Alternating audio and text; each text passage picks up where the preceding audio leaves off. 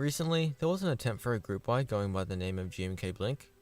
Now, I'm not too familiar with the theme of the set, but apparently it has something to do with a Korean band that's just starting to become popular. Now, a man like me is kind of picky with what they listen to, but I do like some variety. From pop to lo-fi hip-hop to nightcore, heck, I even listen to Post Malone when I want to feel inspired. Now, I did a bit of research on Korean K-pop music, and just like most people after a few minutes of research, I'm essentially an expert. So, Exhibit A, pink, they just love their pink. And black, they also love their black. And if you become addicted to their music videos like me, and their many fan cams, you'll find this very apparent. And after many hours hooked to the computer screen, I felt like I was ready to create something BlackPink themed, but more specifically, a BlackPink themed mechanical keyboard. The most difficult part about this project was probably coming up with the design. I decided to go with a plank layout because it sounded similar to pink, and smaller boards are pretty cute when made right. I can't imagine typing on this thing being too pleasant, but because it is programmable, I'll be able to use this as a macro pad if I want. But in summary, the board is essentially a sandwiched acrylic case with a flat base and 9-degree typing angle. It also has 63.5 gram H1 switches, hand wired using a Postage board mini. I decided to go for a more pink coloured board rather than a black one because I felt like it would look more unique and a pink case could contrast black keycaps better. I did however leave one 3mm piece of black acrylic in the stack, and that's just for the plate. The case uses 8 3mm sheets of acrylic, so at minimum it'll be 2.4cm tall. Because it's such a small board, the height to length ratio makes it look a lot more chunky than a normal keyboard would. And I decided to embrace this by adding an aggressive 9-degree typing angle to give it a bit more flair. Because I'm not a streamer, I'm not going to waste your time and show me lubing each switch, but these are essentially modded H1s with Idyllic Films, and they're rested on a 3mm piece of acrylic. In addition to the 3mm plate you saw earlier, I'll also be using another 1.5mm sheet of acrylic to add a bit more height on my board. It's a bad practice to use 3 stacks of 3mm acrylic on top of your plate layer, because it makes 9mm in total, and some keycaps with stabilizers won't perform well. So by adding 1.5mm, I've essentially got 7.5mm from the plate to the top of the case, because essentially where the keycaps rest meet where the acrylic stops at the top. You don't really want to be using just a single 1.5mm sheet of acrylic in your sandwich, especially for a hand wired, because it's way too flexy, especially at the center point. The fact that they clip into the 1.5 piece is nice, but it isn't really necessary considering that they'll be held into that acrylic piece underneath, so they won't be moving anyway. The only instance I can think of where that 1.5mm piece of acrylic is necessary is when you're maybe taking keycaps off and you accidentally pull too hard. But fortunately for me, I can't think of a keycap set that would match this keyboard well, so I'm stuck with using these SA keycaps. Soldering's pretty simple, like no need to overcomplicate it. You just heat up the pin, get the solder on the pin, and you're pretty much done. So what I'm doing now is just tinning the pins before I put the diodes on, because it makes adding the diodes later on much easier. So this is actually my first time using the Postage board mini, and it's actually pretty convenient. It makes hand wiring so much easier, because the USB port is in an easy to access place. Essentially I just have to solder in these 3 switches into the board, and then do my matrix as normal, so the rows and columns, and then connect those into those little circles you see on the outside. So you get your 1N4148 diode, and you stick one of them to each leg, and then together to form the column.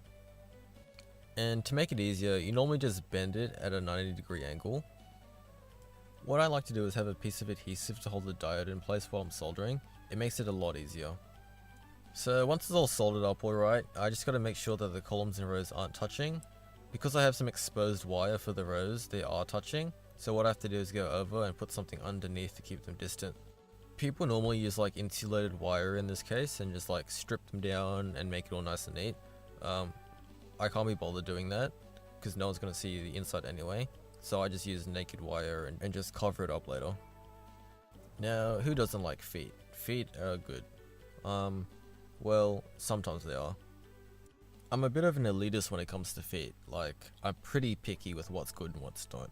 I want something really aesthetic. So what you can do with your keyboard to add angle is use some triangles. I remember when I first saw this for the first time and I was like, wow, that's really ugly.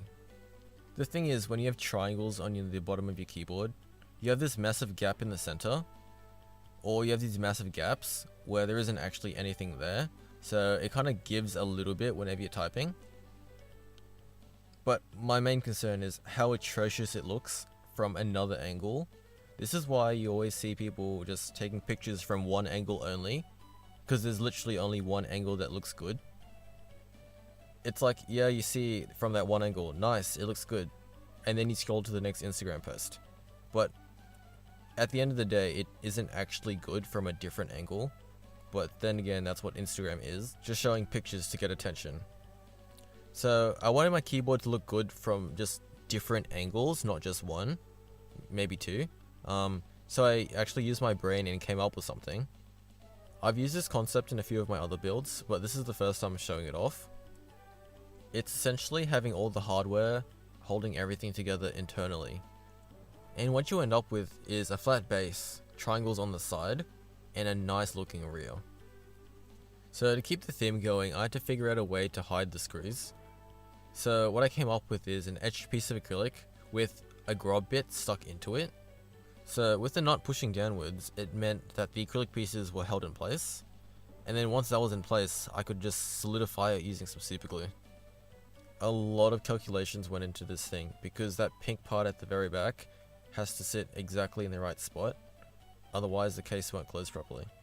The angle that it rests at as well has to line up with the angle that I designed the triangle piece as, and once that's all good, I can screw it through, attach a nut to make it pull together and hold together, and then I solidify it again with super glue. So instead of being lazy and just etching the underside, I decided to inlay another piece of acrylic. That way I can emphasize on the base the actual theme of the board. Unfortunately, I found out that making the words bigger didn't actually make them fit because the scaling was off. So what I had to do was manually adjust each letter's length and size to make sure it fit well and properly. And this took quite a while because sometimes in theory the length should be right, but when you cut it with the laser you have to account for kerf, and as well how the laser beam is an hourglass, so you have not a straight line, you have kind of an angled one on each edge. This did make it a lot more complicated, but in the end I did get it eventually, and I'm pretty happy with how it came out. So I glued down the letters on the inside, stuck that thing onto the back of the case, and I was pretty much ready to take off the film and install my bump-ons. I decided to go with larger bump-ons because I felt like it complemented the case better, whereas if I use smaller ones, it will kind of blend in too much. So back to my acrylic stack, there's 7 pieces here, and you can see the screws in the center. Now I needed to cover those when I put the other top layer on, and to make sure that the screws don't actually touch the inside piece, what I had to do was Dremel it a little bit and give it a bit more clearance. So I felt like the board was lacking some personality, and to compensate for that, I decided to put the member's name with the most personality onto the board, Jenny. So initially I was going to paint each letter pink, but that turned out to be too easy and I was too good at getting it within the lines. So I decided for more of a challenge, I'd just do a pink outline instead. Fortunately for me, I had these caps left over from a 40% board. By left over I mean I wasn't using it because it's a 40% board. And I decided to just put it on this board because it matches it.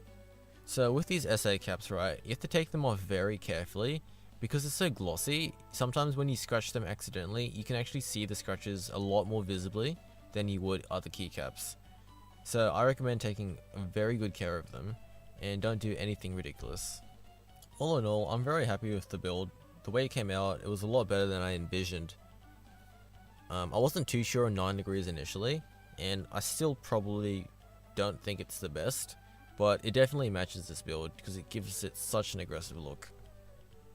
The base especially, I'm really happy with how that came out because this was my first time actually inlaying acrylic, and it wasn't that bad of an experience, but it was pretty horrible.